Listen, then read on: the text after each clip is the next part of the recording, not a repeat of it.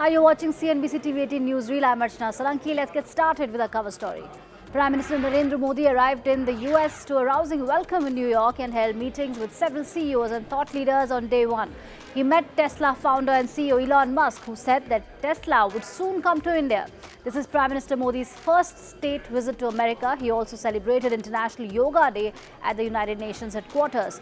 The highlights of his itinerary include an address to a joint session of the US Congress, meetings with business leaders and Indian expats, and a state dinner at the White House with US President Joe Biden. It was a good day for the bulls on Dalal Street. Nifty, Sensex and Nifty MidCap all hit record closing highs. The MidCap index hit new peaks for the 8th straight session. In fact, the Sensex hit a record high in intraday trade. Nifty and Sensex gained 0.25%. The rally was led by the HDFC Twins, TCS and Reliance. Banks rose in line with the blue chips. The world is making a very slow progress towards closing the gender gap, and women will not attain parity with men for another 131 years.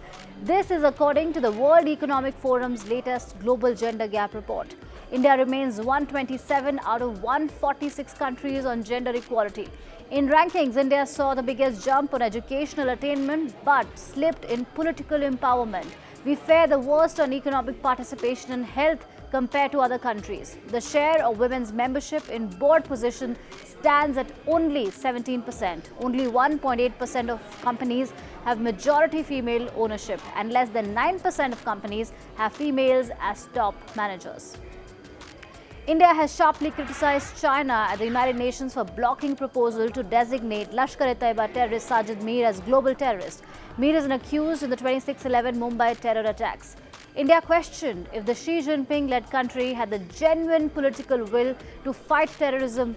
Remember, Beijing on Tuesday vetoed a request by the United States and India to name Sajid Mir as a global terrorist and subject him to asset freezes, travel bans and arms embargo. The Calcutta High Court has directed a CBI probe into recent incidents of violence in West Bengal ahead of Panchayat elections.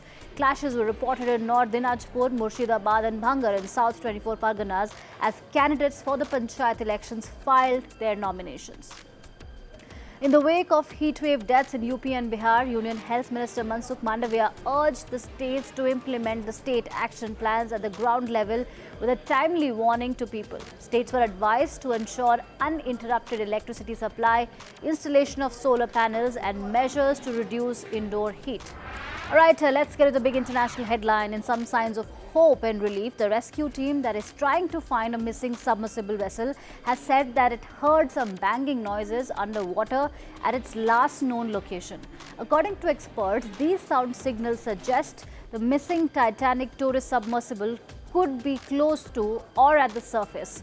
Crews have been exploring the source of the noise in a remote part of the North Atlantic to find 5 people who were on board this vessel called Titan, and they were on an expedition to the wreckage of the Titanic.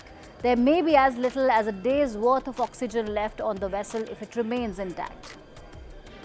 The United States announced an additional $1.3 billion in aid to help Ukraine in rebuilding its electricity grid and upgrade its ports, trains and other infrastructure, while the United Kingdom will guarantee $3 billion in World Bank loans over 3 years.